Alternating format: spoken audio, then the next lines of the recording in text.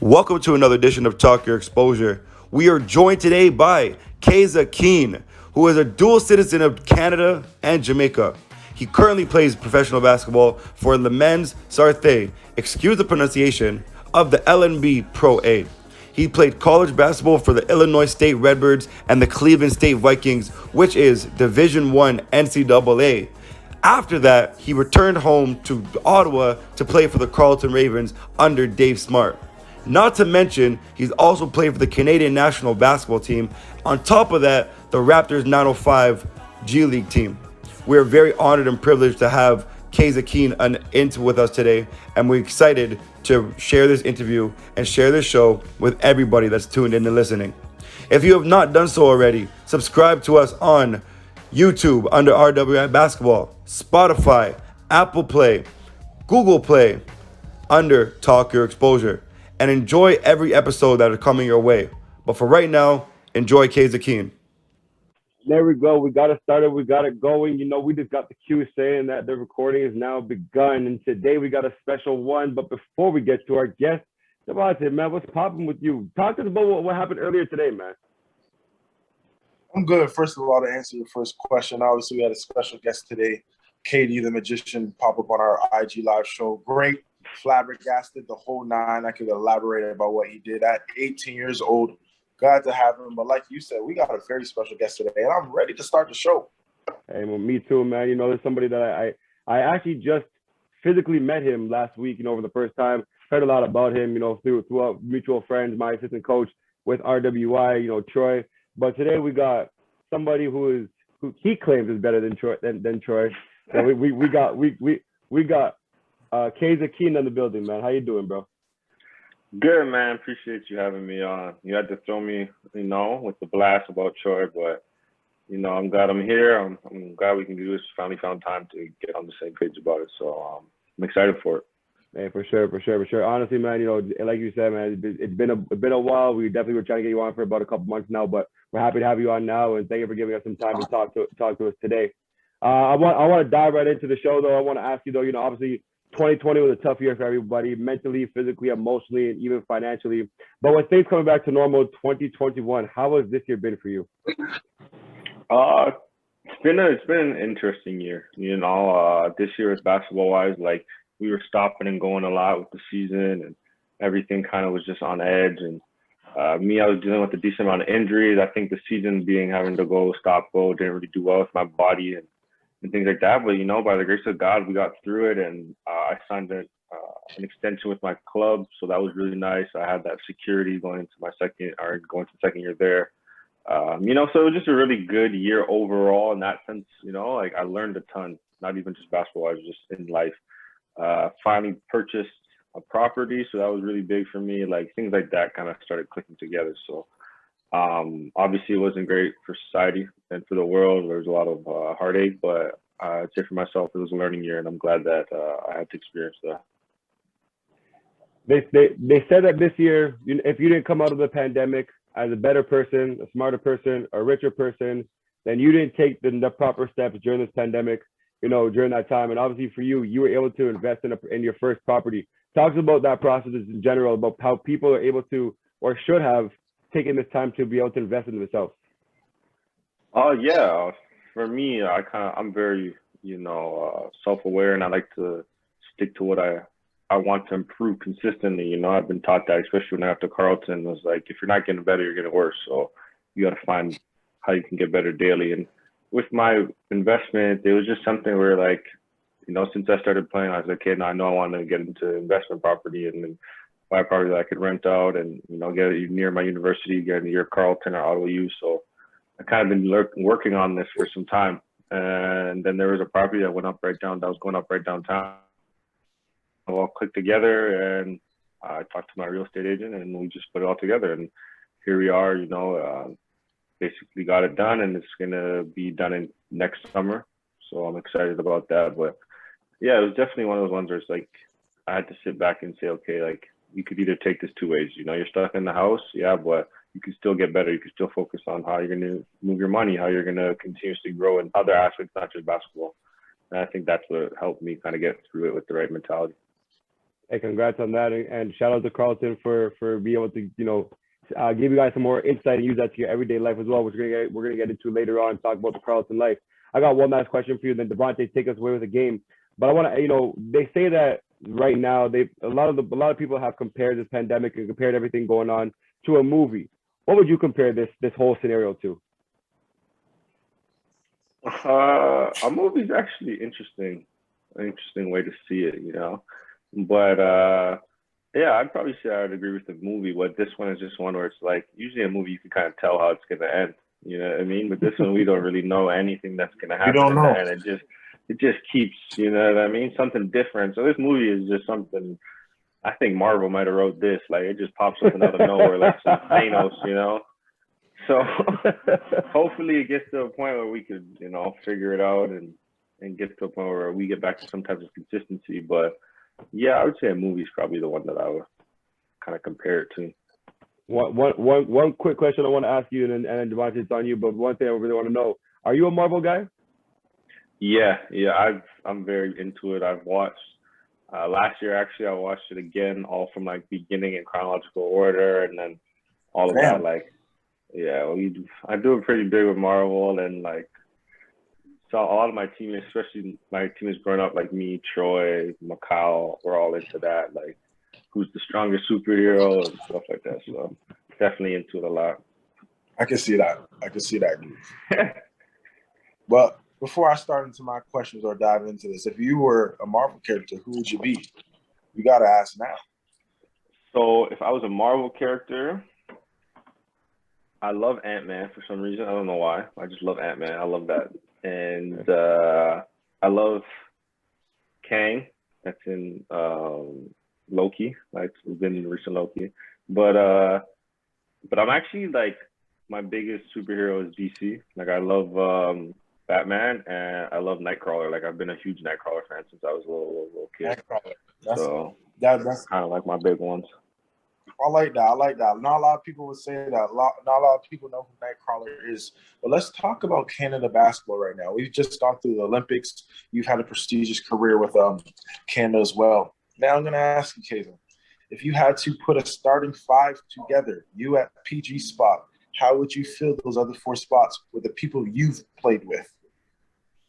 Oh, with the people I've played with. Okay, so I haven't played with all the NBA guys yet. So I'll pick the guys that I have played with. I would have. I like what he said there too. He's like I haven't played with all the NBA guys yet. Speak that to existence, guys. Speak that to existence.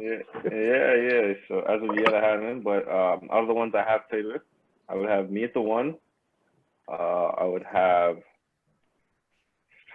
Lugansk Dore at the two. I would have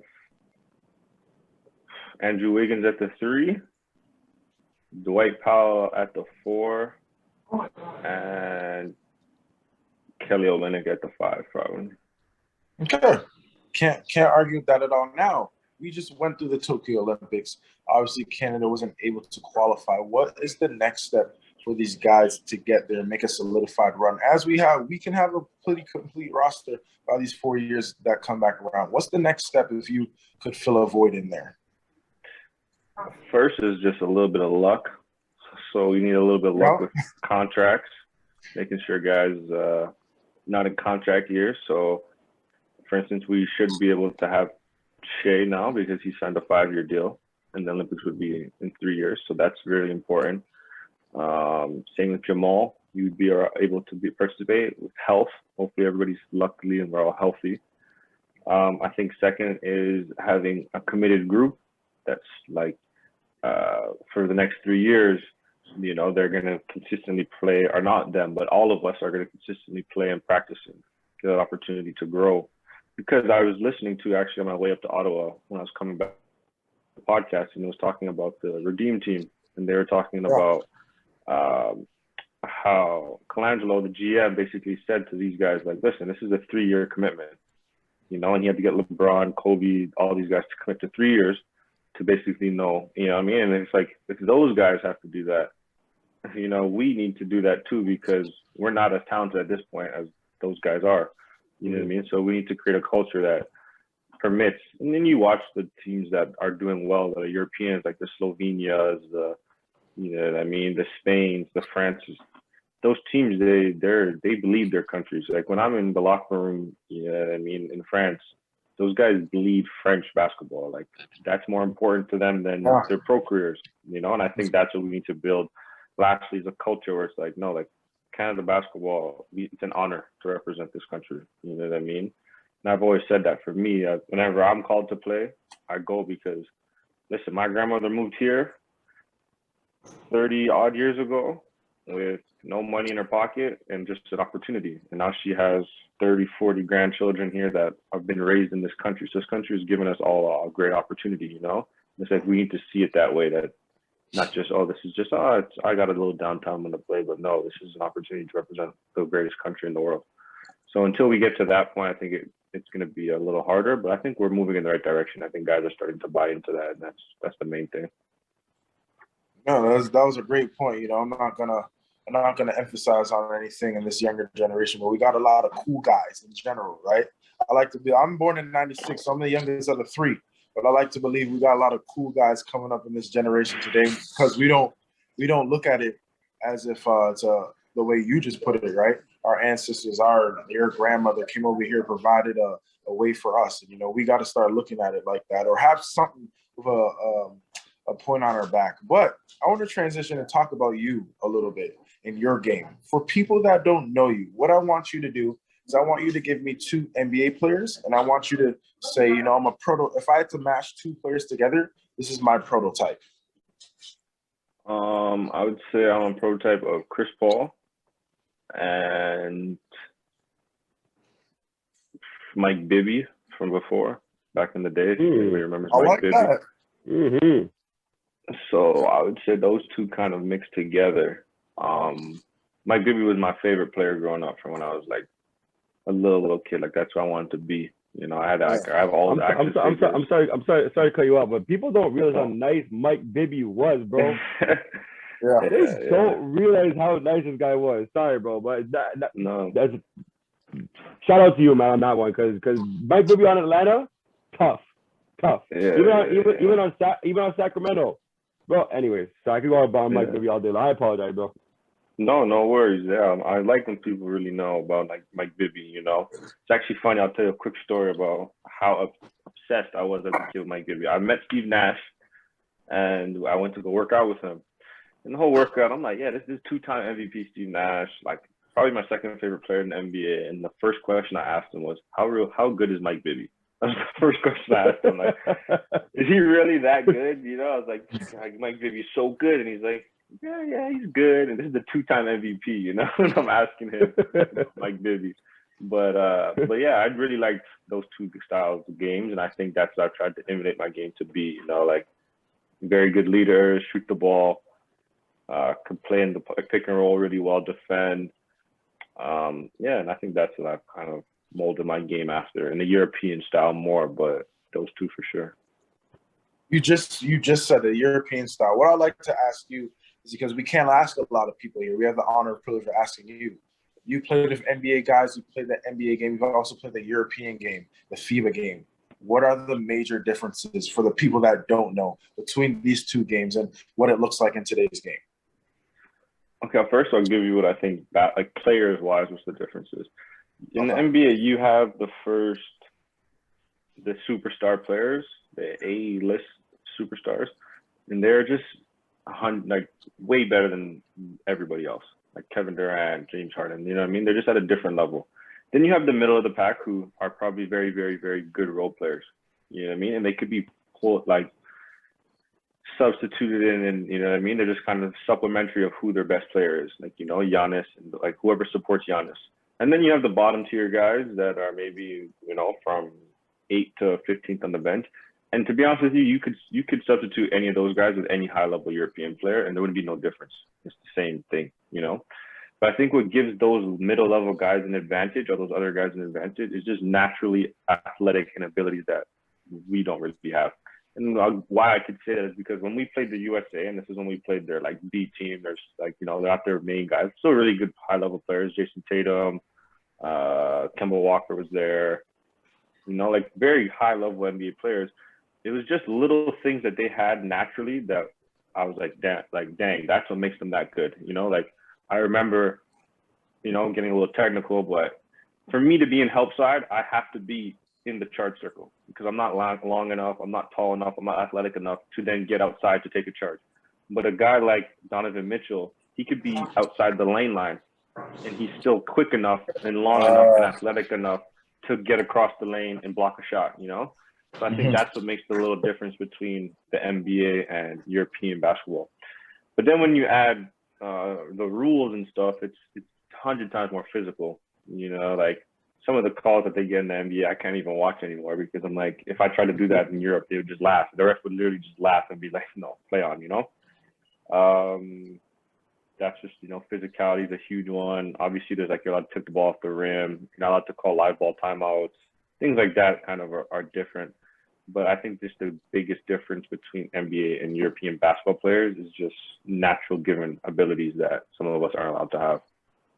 Well, and we've never had that take on here. So before I thank you, and I appreciate that because that's a huge point. I'm going to pass it over to Steven. You probably won't hear from me until the end of the show. Hey kids, I want to ask you though. Obviously, the national team has been one of many accomplishments you've been able to talk about. You know, be able to play for the U19s, be able to play for U18s, be able to play in that whole circuit for your whole career. But I want to ask you though, you were able to complete a dream that not many kids, especially Canadian kids, can say that they have done, be able to do. You signed a Division I scholarship at Illinois State. What was that moment like for you? it was surreal, you know. I remember when I was going into ninth grade, my dad sat me down and he was honest and he said, "Listen, financially, we probably won't be able to pay for school. So you're probably gonna need to get a scholarship if you want to go to university." So being able to fulfill that was something that was, you know, and I had my sisters to kind of guide me through it. They both played Division I. So it was easily like, okay, I just followed this footprint and I'll, you know, hopefully be able to put myself in that position. So you know, it's an honor. Like I gotta give it to my parents. They raised 3 kids and all 3 of them earned scholarships to go play Division I basketball. So, you know, I think a lot of it is on them and the sacrifices they put into us. You know what I mean? My dad, when we were little kids, would wake up at 6 a.m. to run with us to go to the gym when we were in 4th grade, 3rd grade, you know what I mean? So I was just kind of following the footsteps and the path that was led for me. And somehow I was able to be successful with it. Shout out to mom and dad. Shout out to mom and dad, man, because obviously, you know, you sound like you have a great foundation. But I do got to ask you, though, off script for a second, between you and your 2 sisters, who's the best one? My older sister's the best out of all of us. It's not even close. Like if my older sister was in the same era now, she would be like the, you know, like these. I'm not trying to disparage any of the girls that play now. Like I think they're talented, but it's not even close. Like the things she was doing at that age it was ridiculous to me, to be honest. Like, you know, she won Big Ten Player of the Year, went to training camp for the WNBA, played in the Euro League. Like, so until I get to that level, she'll definitely be the best out of all 3 of us. Okay. Fair enough. I got to ask you, though, what sealed the deal for Illinois State? What was it about Illinois State that you looked at? And when they came to you with that contract, you're like, you know what? I have to go here. Like, this is definitely it for me. Honestly, I was very naive with recruitment, to be honest. I took 2 visits and I committed on both visits. Oh, shit. Yeah. So I took a visit to Rhode Island and I went there and they had switched coaches. So I committed with the first coach and he left, and the second coach didn't really know if he wanted me. So then that scholarship dropped. And then I was switched class. So I was supposed to graduate in 2013 and I skipped a grade and I graduated in 2012. So when I did that, a lot of the universities dropped off. And like I said, I was a huge Mike Bibby fan, so I wanted to go to Arizona really, really bad. And they were recruiting me for the 2013 class. But then when I switched to 2012, they were like, "We don't want you for this class." So a lot of my offers and scholarships kind of fell through. And then I went on a visit to Illinois State, and it was like it was the person that basically wanted me the most. Like they definitely rolled up the red carpet, and I was a young, naive kid. You want to feel that love, you know. But in reality, I should have taken more time and took all my visits, communicated better, because, you know, it's a very big decision. And I think at that time I didn't treat it like such. I was like a little naive, like, oh, I want this scholarship offer. I want to post it on Instagram, or whatever it was back then. All that doesn't matter, So I personally, I don't even think I made the right decision, but I learned from it, and it was, you know what I mean? I learned a lot from it, and I learned how to grow and I've become a better person. Basketball-wise, I don't think it was a great decision, but I think as a human being, it was a great decision for me to like meet new people and learn and grow. I think maybe another factor for you too was that talk that your father had with you in grade 9. Listen, the financial aspect. If someone's coming to you with a full ride, $40,000 a year type scholarship, you're like, well, I know what I need. So let me sign on the dotted line too. Not saying that it was exactly what it was, but that could have, do you think that possibly played a factor in it as well? Yeah, anytime anybody's giving you an opportunity like that, you're definitely a little more, excited about it. But I think to be completely, me, I'm an honest person. It was definitely more of like they were showing me a love that I wanted, and at that time, it's not what I needed. You know what I mean? I needed honesty, and I needed, listen, you can come here, you can work your tail off, and we'll see what happens. But they were giving me the like, oh, like, you're going to be our main guy and da. And it's like, I don't think, in reality, unless you're Andrew Wiggins or one of the best players in the world, you're going to get that right off the bat, So, but like I said, I learned from it, and I grew a lot from that. Sounds like a female that kind of wants you, but won't ever give you the real. So, definitely not a good one at the end.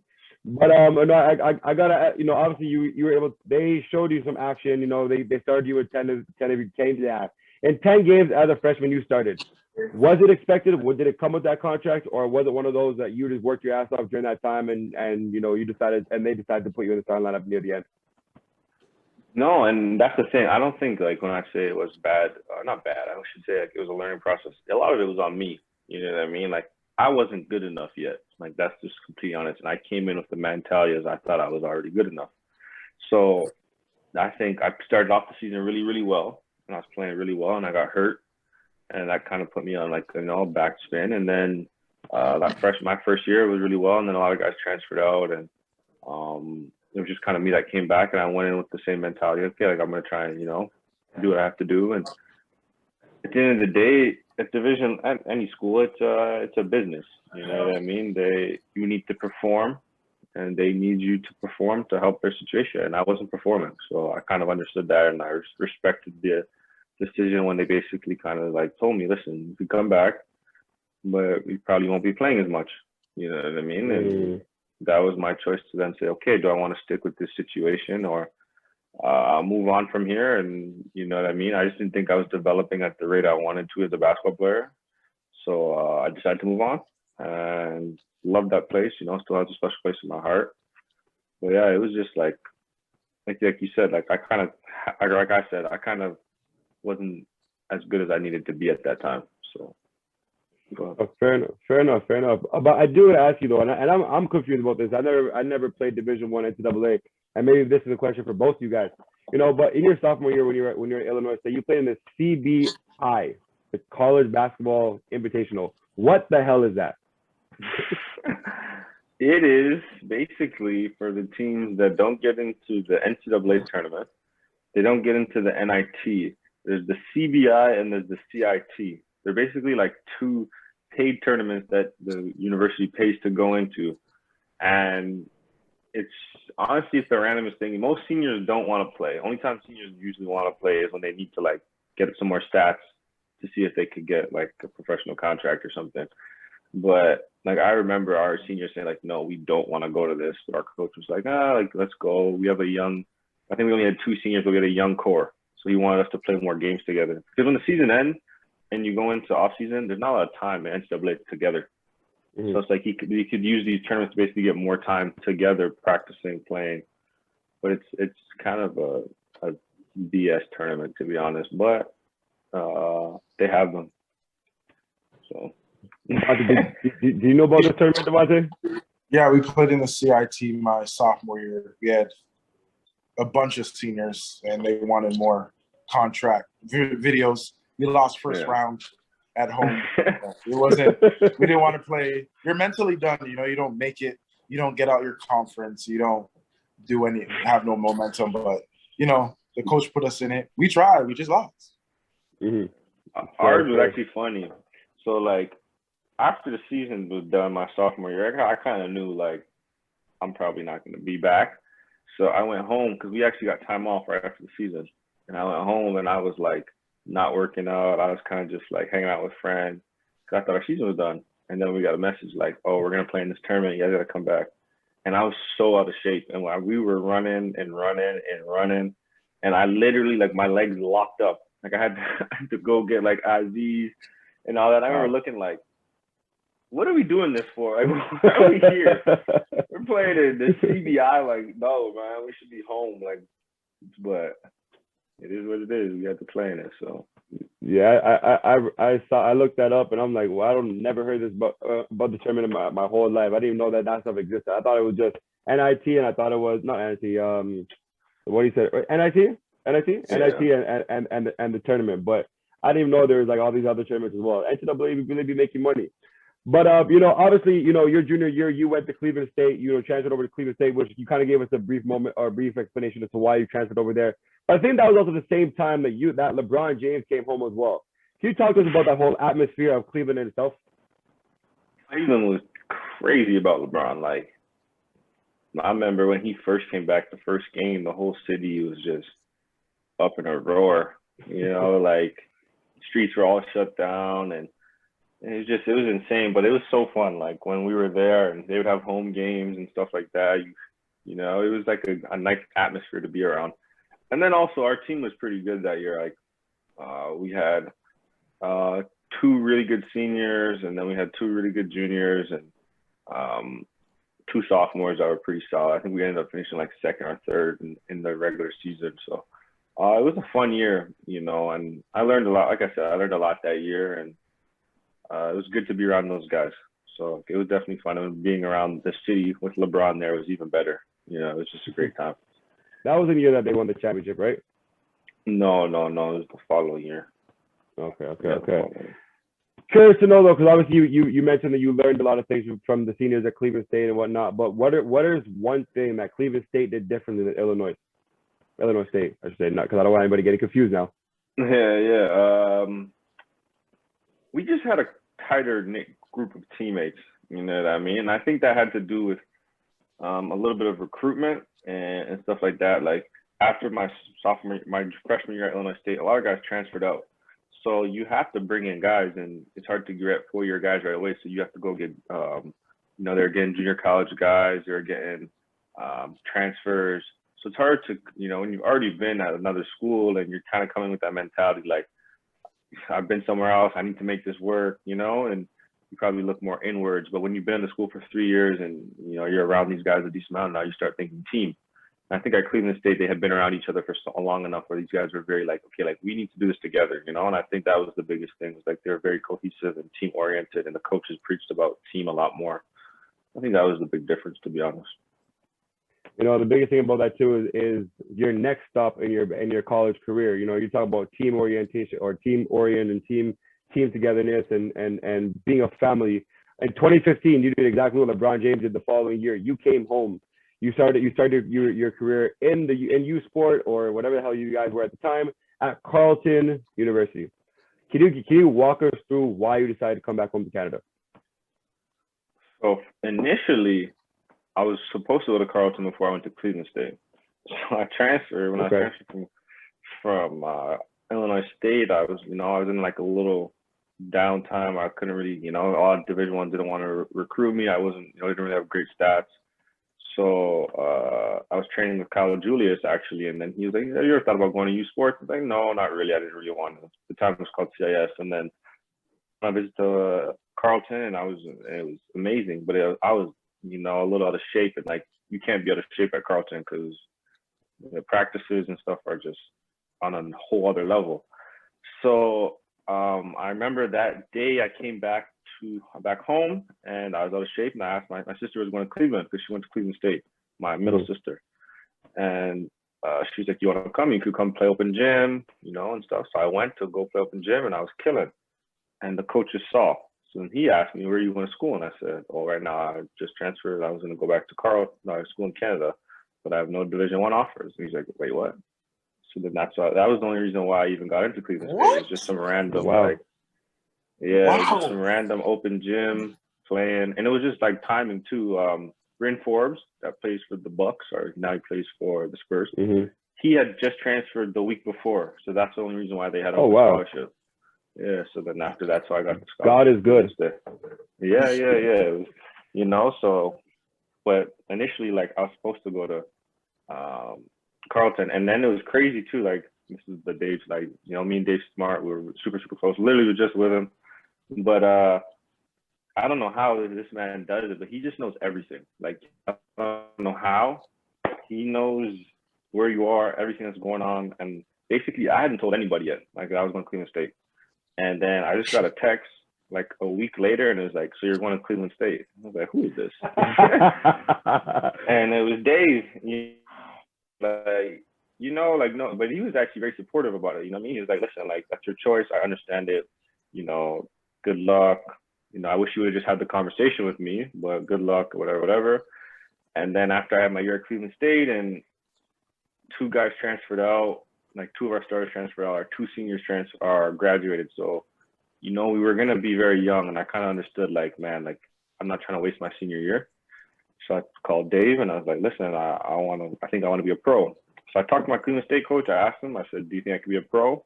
And he said, no. He said, I don't think you'd be a pro. He said, if you want to be a pro, you'd have to go to like a low level and probably be done in a couple of years.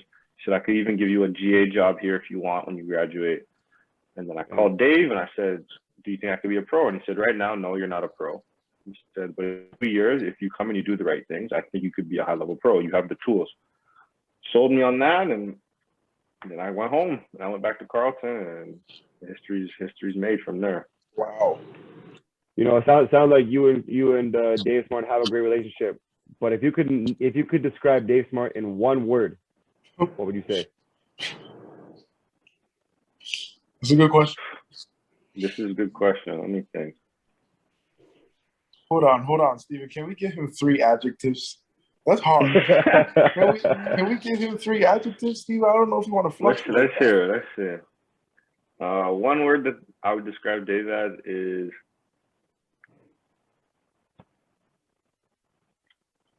he is competitive. I would want to say competitive because, but honestly, I think the word, I don't even know the word I'm trying to say, but I would say a word that basically he's kind of like I would say misinterpreted. Mm-hmm. You know what I mean? I think people see a certain aspect of him, but it's like they don't see the work that he's put in with us to then be able to do. You know what I mean? Like, they just see the Dave Smart that was yelling at me when I was on the court, but they don't see the Dave Smart that was waking up at 6 a.m. to come shoot with me in the gym and doing the little things, you know what I mean, to make sure I was in a good position, or making sure, you know what I mean? Like, he's misinterpreted in the sense of, like, people only see one side of him when you have to really get to know him to really understand him as a person, you know? Yeah, Troy's giving me a few.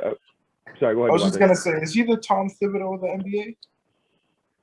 I was going to say Popovich. I would say Popovich, to be honest, because, like, people probably think Popovich is a little bit of, like, you know, a little mean and whatnot, but I feel like his players are always like, nah, we love him. And he kind of always gets the players that are a little quirky and a little different, but they're successful, you know, so it works. I've heard a few stories from Troy, you know, even when we're coaching our kids, you know, Troy's looking at these guys and he says, you know, if Dave Smart was here, he'd you know, cuss every single one of them out respectfully. But, you know, I've never been coached by Dave, but I guess only Carleton guys will understand what you know, Troy meant by that and what you mean by competitive or misunderstood. But, you know, during your time, sorry, I know that you talked about earlier saying that you went to Dave's office and you called him and asked him, can I be a pro? What is something that Coach Dave Smart has taught you outside of basketball? How to be a leader, how to be a true competitor, how to be confident, how to be independent, how to be resilient. You know what I mean? There's just majority of stuff, like obviously basketball wise, he's a genius and he knows things about basketball that it's ridiculous. But honestly, like there's nothing nobody I feel now could do to me that he hasn't prepared me for. You know what I mean? Like when I'm overseas now and certain coaches they try to do certain things in my head, like I laugh. Like it's like, come on, like I've been through this and I've been through it a lot worse than what you're trying to do, you know. But you can see how other of my teammates that haven't been through these positions, you know, they can't handle it. And they play at high major schools. You know what I mean? Power like you know Pac-12, the Big Ten, and stuff like that. So I think he's prepared us in a way that for life that nobody else could really prepare us for.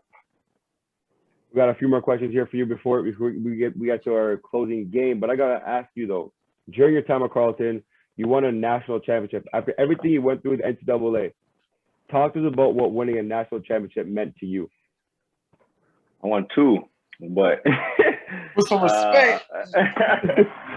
I won 2, but hold on.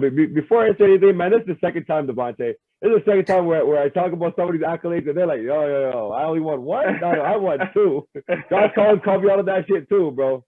Josh Collins called me out too. yeah, I won 2. No, the first one was really the best one, to be honest, because we didn't have Dave. He was on a sabbatical year. We had Rob Smart, who the second or first best coach I ever had, you know, very similar. We just lost Phil and Tommy Scrub. So everybody was saying, like, this is a rebuilding year. Like, I remember in the article before when I signed or when I got to Carleton, I cut it out and I put it in my locker and it said, the rebuilding year for Carleton basketball, but the year for athletics at Carleton. And in the article it said, without Dave, without Tommy, without Phil, can Carleton basketball do it again? And it said, like, yes, we have the Division I transfer, and Connor Wood was the other, like, our next best player. No, yeah, Connor Wood. And it said, but they're not Phil and Tommy. And I cut it out and I highlighted it and then stuck that in my locker, and you know what I mean? And I was just focused on, like, you know, so I remember after we won, it was just like a relief, you know? And then my second year, we were just way better than everybody else in a sense. Like, we were just very talented. Like, we had me at the 1, we had Connor Wood, who was the player of the year. We had Eddie Ekiyor, who transferred from Xavier. We had Joe Rocco coming off the bench, who was leading the OUA in scoring at one point. We had Iman Utua, that was Division I transfer. Ryan Edgin, that was, you know what I mean? So, like, we were just really, really, really good. So I was never like it was obviously nice to win, but it wasn't nearly as fun as the first year, to be honest. Troy was there for both of them too, right? No, Troy came in the year after I left. So when I left, he came in. So he got his own as well. Okay, there you go. You go. You know, but I do want to ask you though. You know, there was a whole article on Phil Scrub. I don't even really think they really talk too much about his brother, but Phil Scrub, you know, just being a Carleton guy, being an NBA product, as they say, an overseas guy, Europe guy, he's a pro. Do you think that Dave Smart is able to take guys that are not such pros and then turn them into complete pros? Well, yeah, I think with Phil naturally had certain things that he was really, really good at, and then when you partner him with Dave, you know, he was obviously able to do. And you have Aaron Dornicamp, Oswaldo Janti, you have Tommy, you know, other guys that he's been able to do that with. But to be honest, for me, I think the one that, like, with my situation, if I didn't go to Carleton, I wouldn't be playing basketball anymore. You know, I'd probably be working. Wow. You know what I mean? And that's just reality. Like, I wasn't good enough. Like, that's just the honest truth. I wasn't a good basketball player, and I got to Carleton, and they taught me how to become a really good basketball player with work ethic, with how to read basketball. Like, until I got to Carleton, I didn't know how to read a ball screen ever. I didn't know what certain respacing was. I didn't know, you know what I mean? And I understand it. Like, in the Division I aspect, I think with those coaches, it's a tough job because they need to recruit and they need to be really, really good. And they need to either win in 3 years to promote themselves, or if they don't win in 3 years, they get fired. So it's like, we need the best player right now. You know what I mean? So they don't really have time to develop at the rate that they should be. But at Carleton, you're going to get everybody for 4 or 5 years. So you could develop these guys and get them into a position where they could be, you know, the best versions of themselves. So I think that was the biggest thing was, like, for me was, yeah, we wouldn't be pros. We probably wouldn't be pros if we didn't go to Carleton. You know what I mean? Because we wouldn't have been able to have the time and the effort and the emotions that they put into us to become pros, and that takes time. And they were willing to do that for all of us. Well, you were definitely able to continue that pro basketball career. You know, you moved on to the Raptors 905, and coincidentally, you won another championship there too. You just keep winning championship after championship after championship. I guess it must be something in the air with you. But talk to us about winning. You know, going from Carleton where you won 2 national championships and then winning a 905 championship. Which one was more special for you? And also, if you could compare the both of them, which one meant or had a more significant amount to you? Well, in the G League, we won the Eastern Conference. We lost in the finals, which was very tough, but we did win the Eastern Conference, and that was really big. You know what I mean?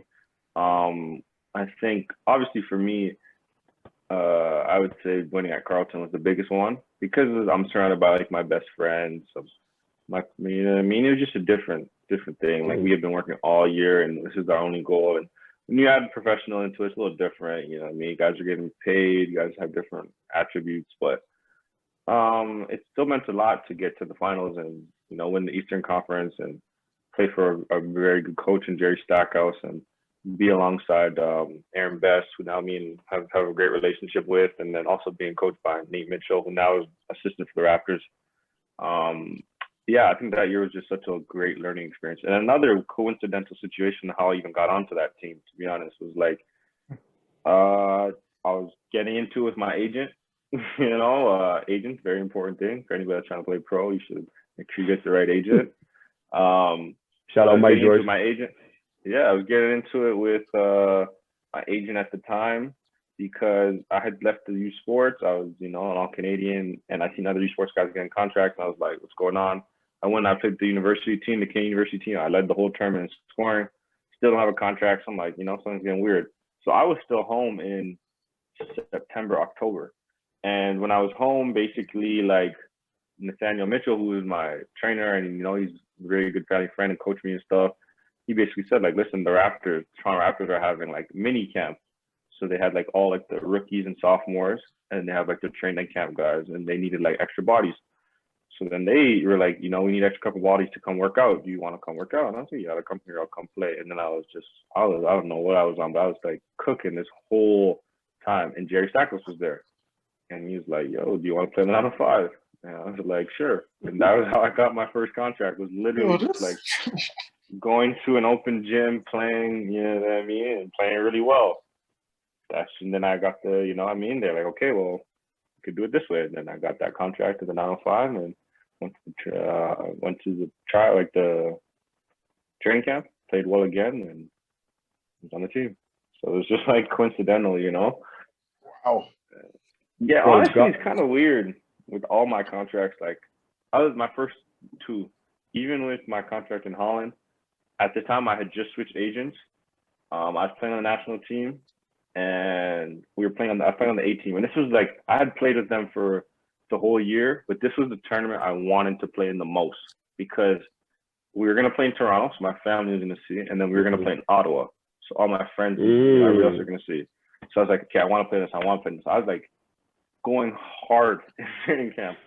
But then they cut me the day before we left to go to play the game in Toronto. So I was like in my room, I was pissed. And then Nathaniel Mitchell was coaching. We had like a Canada B team for the week, and they were going to play China. And he was like, yo, do you want to play? And I was like, I don't know. Like, you know, I'm kind of sad. I'm kind of upset with what the situation was. And I called Dave, and he's like, you're here. You might as well go do it. You know what I mean? So I went and I played and I killed. I had like 32 or something like that. And they put the thing on they put the tape on YouTube, and then my team in Holland saw it. So like literally my contract was just off of something where I was literally not going to go. And then they were just like, oh, come play, you know? And then my club was like, yeah, like we want you off of that one tape. So it's been an interesting kind of thing. This podcast is definitely sponsored by God. Your entire college basketball career other than Illinois State really sounds like God is watching over you right now, man. Like your college career, your pro career, like, bro, you just sound like you just have so many factors that God is literally just protecting you and putting you in scenarios for you to succeed and for you to continue with whatever it is with regarding basketball. So this is definitely like, if people don't believe in God, this is truly showing you like God is good. God is good. Yeah. My And also grandmother's a stay praying prepared woman. too. Yes, that's a big one. Stay prepared. That's You the know what I big one.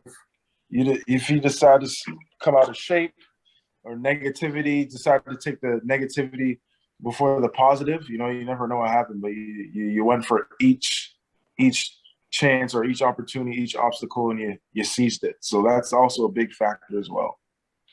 Yeah, and that's what I tried to tell these guys. Like when we were in Puerto Rico, I'm talking to these young guys that were there. I'm like, listen, you guys don't know who's watching or what's going on ever. You know what I mean? You don't know. Just come, just play hard, see what happens. One of the kids, literally, he didn't have a contract, just came. They called him last minute, comes into the training camp, plays hard, gets the coach, our head coach knows a coach in Germany that needs a 3-man, calls him, yo, I have a guy for you. Ships him out right away. So it's like, it's just who you know, right timing, and being prepared. And everybody doesn't get those opportunities because they're not ready for when it's time to when the lights are on, So what's crazy about that? You talk about being ready when the lights are on you and everything.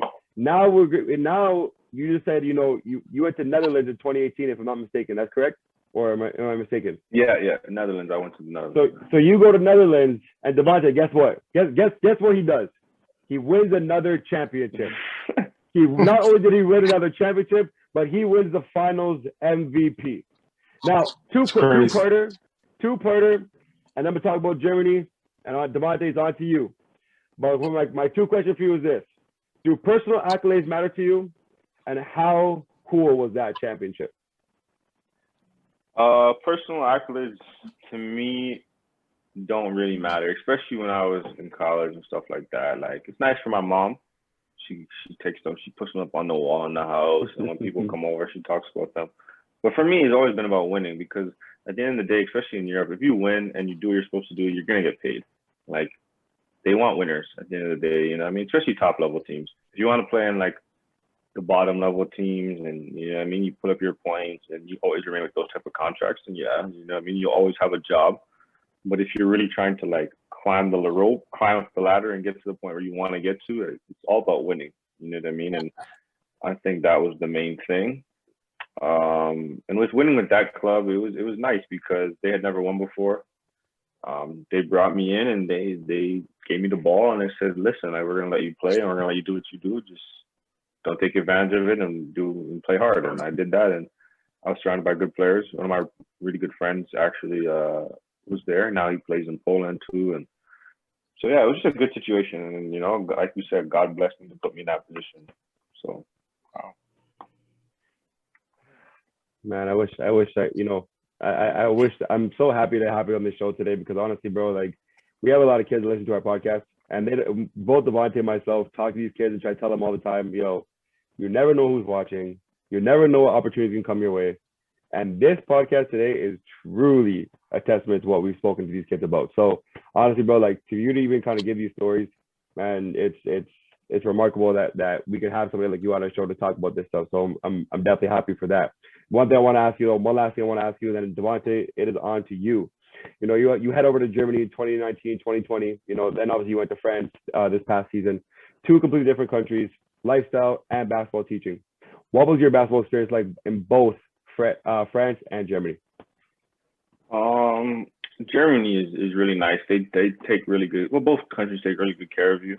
Germany, the basketball is a little more rugged. Like, for instance, their 4-man and their 5-man are probably more strong, like more intellectual in how they play and things like that. And in France, you have a lot more athleticism. You have a lot more speed. It's a little more transition. You have your top teams that are very tactical, but after that, it's probably a little more like, G League kind of style. But in Germany, it's you know what I mean, because they're not as athletic, the teams, and they don't really get the top Americans, they kind of have to be very like strategic with everything. So that was the difference. Then also in Germany, I played on a team that was kind of like middle to bottom of the pack. So that was kind of tough. And coming from a year where you just won, coming from a school where you win a lot, to now you're not winning as much. That was a mental something I had to get past, you know. But in France, we were like really, really, really good. And I think without injuries, we could have finished top 3, top 4 in the league, you know. So Another championship, perhaps. yeah, that would honestly, like, I think we could have definitely competed to be in a position to win a championship if we were all healthy. So I think those are two different. And then culturally wise, I think in Germany, I was like literally in the middle of nowhere. Like it was tough. Which part? Yeah, you had one grocery store in the whole town, you know. Which part? It was a city called Weisenfels. It was 2.5 hours from Berlin and about an hour from Leipzig, which is the next biggest city. But it was like, you know, a different city, you know. But in France, I'm in a really, really nice city. I don't know if you ever heard of the 24-hour car race. It's called the Le Mans car race. Well, that's where my city is. So like, they have a lot of tourism and stuff like that. So it's nice. And I'm only 45 minutes from Paris, so that's good too. Nice. Okay. Devo, take us away, man. All right. We always like to end this show with a game called In a Perfect World. So I'm very interested because you have a very unique career. Now, what I'm going to do is literally give you a scenario. You're literally just going to fill in the blanks. We good with that? Good, sure. All right. So you know what? Let's put you at where you're back in high school, right? In this perfect utopia. And, sorry. Huge point. Don't mind me and Steven on our phones. You know what, Steven? We technically can't play today. But don't mind Steven. He's going to be texting me. Don't mind him on his phone because he's going to try to fill in these blanks. We usually play for a little pocket change, but I don't think we can do that today since I'm on my phone. But anyways, we won't do you're that. out of high school, right? Yeah. And you have every offer in the world. You have to do what you did. What you had to do. You're a 5-star recruit. You have every school in the world. You can't pick Illinois State. You can't pick Cleveland State. Which school would you go to? NCAA.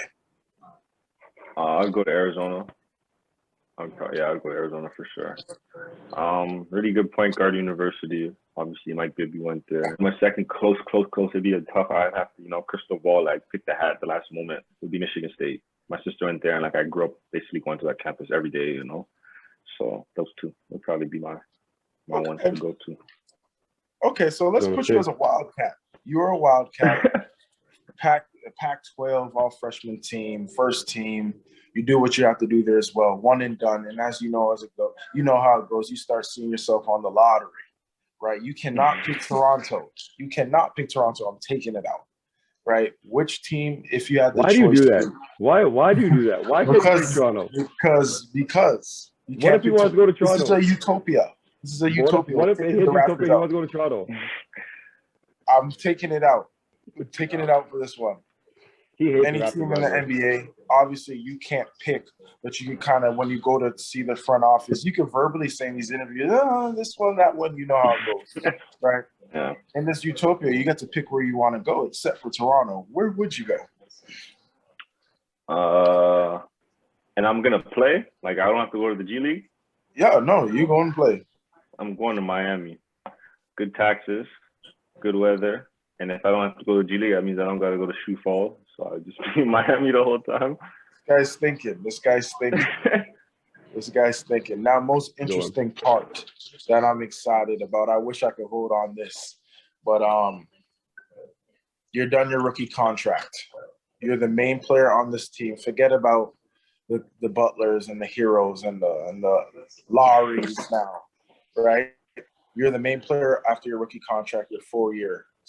This is a great situation because Miami has great luxury tax. You have 2 all-stars, 2 players you can bring on your team or try to. Here are the rules. And for the sake of this, since we just had the draft, I'm going to do this now. So the first player could either be somebody that just got drafted or the second year, so the Anthony Edwards, that class, right? Or your second player is anybody after the 3rd year, right? So we're gonna do it because this is a special one because we just had the draft. So this is the first one we'll be doing, but we'll do this from now on. So again, one of your players, the first player has to be just drafted or the second year, or the next player can be anybody after that. Who would you pick? You are the point guard. We're playing around you. I'm picking Jokic as my second pick. And as my young pick, I'm picking Anthony Edwards, probably. I would have had some money today. God damn it. I would have had some money today. Why Jokic? We have not got that yet. He's the best passing big. He can play in the pocket, so I come off a ball screen, and you have to honor him as a shooter. So when I come off a ball screen, I can't just, so I can get down and I can shoot off of it. If we're in trouble, we can always just throw the ball on the post to him. He can play and see how it goes. He's not a high maintenance guy, so it's not like the guy that I'd have to deal with his ego. I'd have to deal with him not doing the right things. He's just gonna come in and do his job.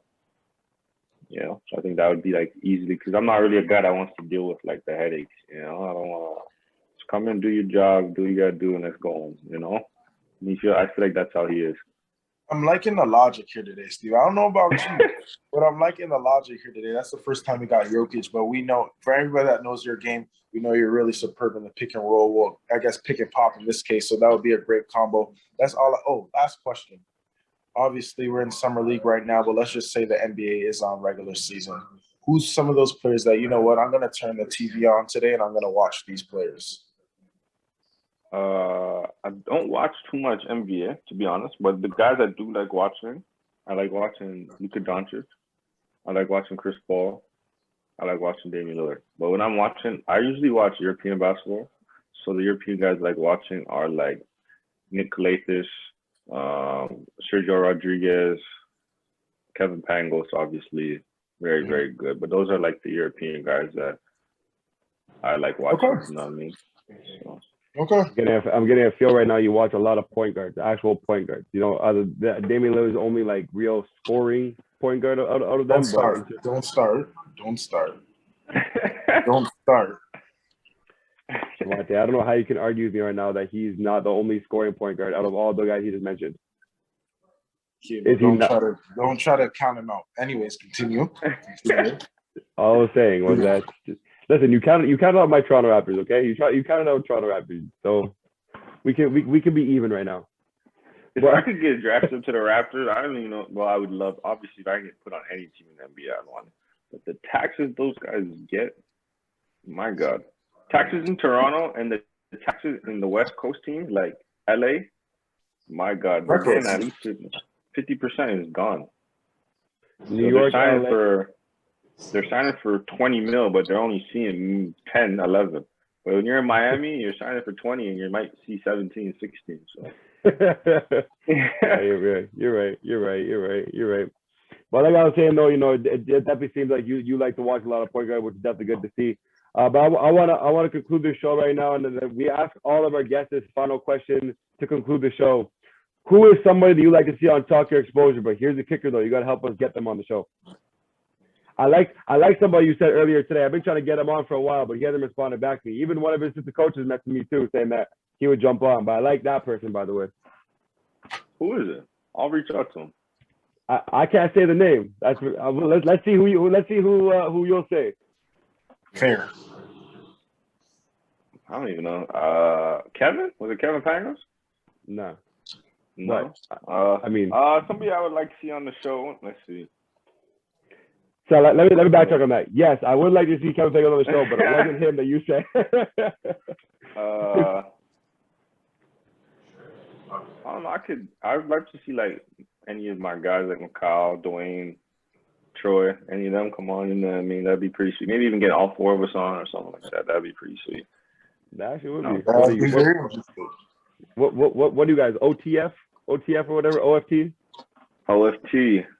Got that when we were in like grade 9, I think. OFT. That's a special group right there for the guys my age. We used to watch you guys growing up. We definitely. Kyle's a character in himself, but I'll leave that to Steven. If you could get on this show, Steven, that guy is something else. We had Dwayne on the show already, and Troy said straight up, he's like, we all know Troy's not a guy like that. We know Troy's not a guy to come on the show like that. But honestly, I think all four of you guys would definitely bring a different atmosphere to the group. And Troy likes to banter a little back and forth, and I feel like all four of you guys would have a lot of good insight. So that'd be funny to have, and we'll make that happen. I think that would be real funny. be real funny, actually. Hey, Kaz, I gotta thank you again for your time. But we gotta ask you though, what can we find you on social media, man? I actually just got my Twitter hacked, so that's actually funny that you asked that. So don't follow me on Twitter, everybody that's listening to this. Wow. Instagram, just Kaza. I think it's just Kaza Keane or Kaza Keane. That's the only real thing I use, to be honest. I'm not really on there too much. I try to stay off it as much. But yeah, that's probably it. But yo, can you tell me who is the person? I'm actually gonna reach out to them. Who was it that you said? Nate Mitchell. Nate. Yeah, I'll talk to Nate. I'll see. Yeah. He's a tough guy to get in contact with, though. The thing is too, he's not like some people be like, oh, they're trying to like big time. He's actually just busy. Like he's always working people out. He's always just in the gym. Like literally, I'll text him and be like, yo, I'm in the gym. I'm like, Nate, take a break, man. Like always in the gym. Nah, he's not like that. Like if you actually reach out and got in contact, I think he definitely would be interested in doing something. He likes talking and basketball, Willie, what's his name? No, Coach Jay Hernandez from the Charlotte Hornets. He gave me his contact information, and that's how we were supposed to get connected that way. So to be honest with you, because I guess he got busy, like you said, he's been in the gym and everything. So I reached out to him, ironically, this morning and try to follow up. But I feel like he has a different email now, considering that one was at charlottehornets.com before. True. But again, man, we want to thank you for your time. Honestly, in my opinion, I don't know about Devontae, but in my opinion, this is the best one we've had. Just based on the stories you've had, just based on your experiences and how you got to where you got to. Man, we haven't really had people on the show to talk about the experiences that you've had and the accomplishments you've had and everything in general you've kind of been through and be able to talk about. So we really thank you for your time. We really appreciate you jumping on the show with us today. Man, it was a pleasure meeting you last week, and I hope to be able to see more of you down the line, man. No worries, man. I appreciate it. Anytime I could do stuff like this, I love doing it. We're talking about basketball. I love talking about basketball, and hopefully kids can listen to it and it helps them all. Like you saw last week, like I love going back and seeing like who's playing and you know what I mean, seeing how it's going. So anytime, anything. If anybody on that list just wants to reach out, just reach out to you, and I could try and connect with them as well. Appreciate you, man.